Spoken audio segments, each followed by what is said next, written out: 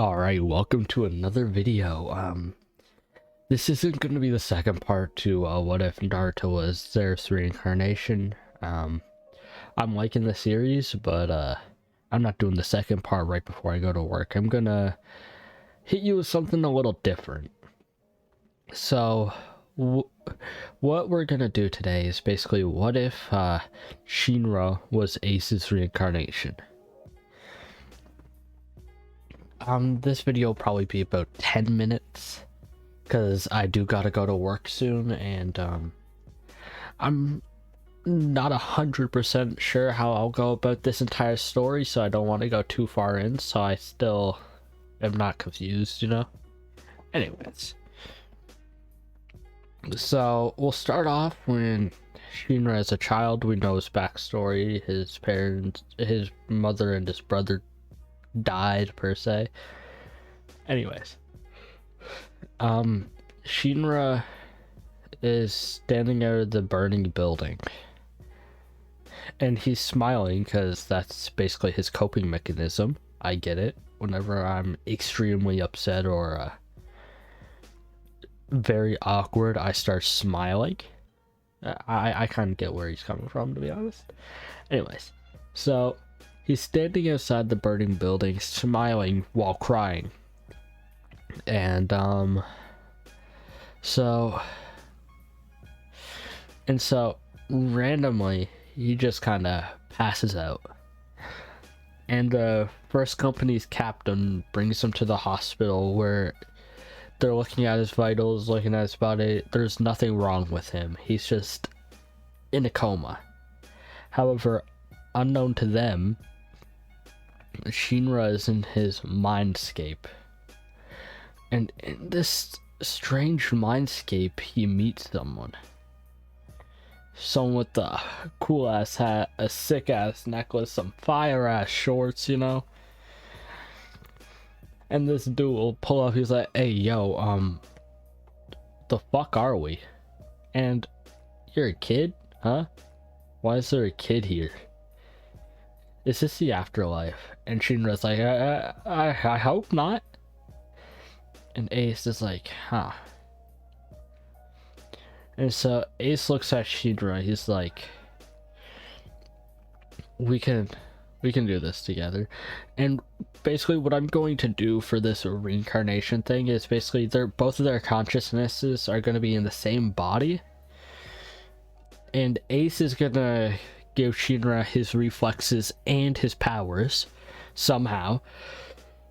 And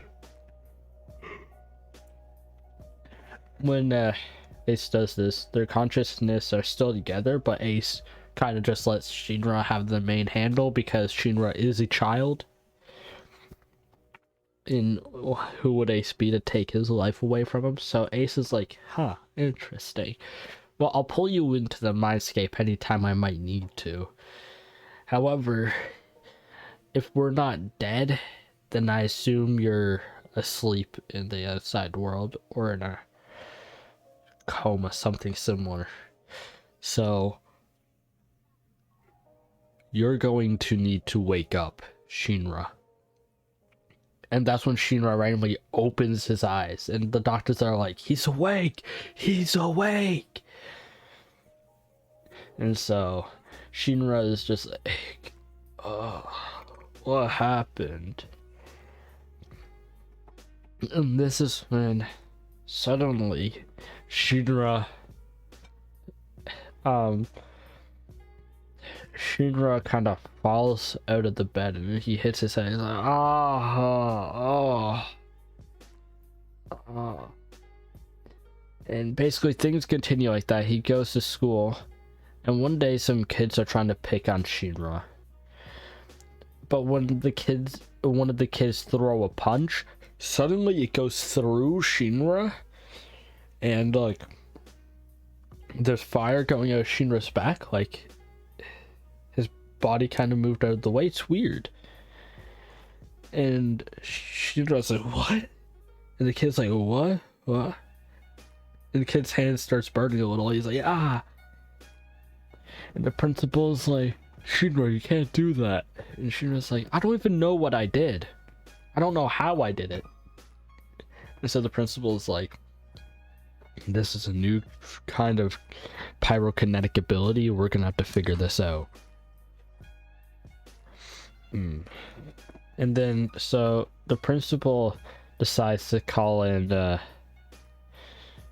let's say, just a pyrokinetic teacher. We'll say that. So this teacher is basically here to train Shinra. Since Shinra doesn't have any family or anything, the principal's paying for this because he's like, this would look great for my school if this kid can control his powers and stuff. And so he does. Sorry, I'm a bit out of it. And so for next like 3 years, Shinra's training with this instructor. And then the instructor is like, Shinra, you're more powerful than me. Shinra's like, what? You're joking. And the instructor's like, no. It's the fact that your pyrokinetic abilities are so powerful. The only person I'd say that'd be able to put up a fight against you is maybe someone with a better control of flames, but I even doubt that would happen. Because, like, your flames are different from regular flames. Your flames are a part of you. It's like, it's a part of your body. I doubt somebody could just start controlling your body. I don't think that's how it would work. I think every piece of your flame still has a consciousness and stuff like that.